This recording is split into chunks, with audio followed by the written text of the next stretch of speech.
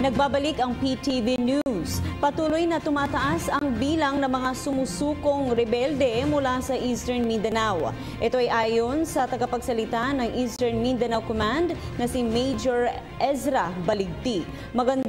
Ayon sa kanya, magandang pangitain ito upang unti-unti na ring umusbong ang pangmatagalang kapayapaan na matagal na nilang ipinaglalaban. May report ang aming kasamang si Eunice Samonte.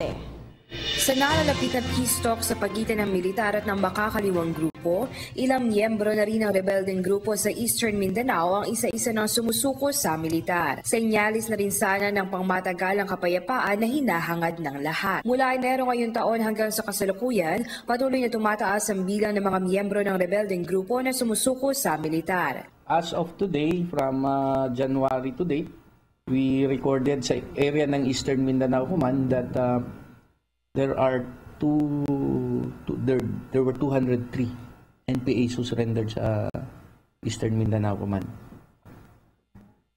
And 56 were apprehended. Ayon sa tagapagsalita ng Eastern Mindanao Command na si Major Ezra Baligti, magandang pangitain ito upang unti-unti na rin umusbong ang pangmatagalang kapayapaan na matagal na rin nilang ipinaglalaban. Nagda-downtrend naman. Nagda-downtrend yung number of NPAs, number of firearms nila.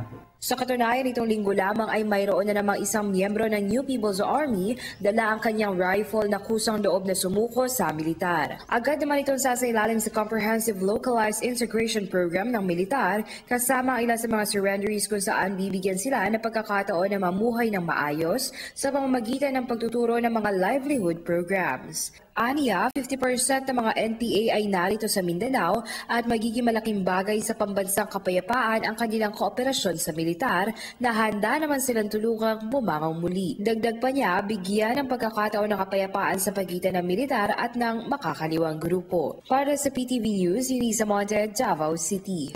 Ako po si Cathy San Gabriel. Subscribe na sa PTV YouTube channel. I-click lang po ang subscribe button.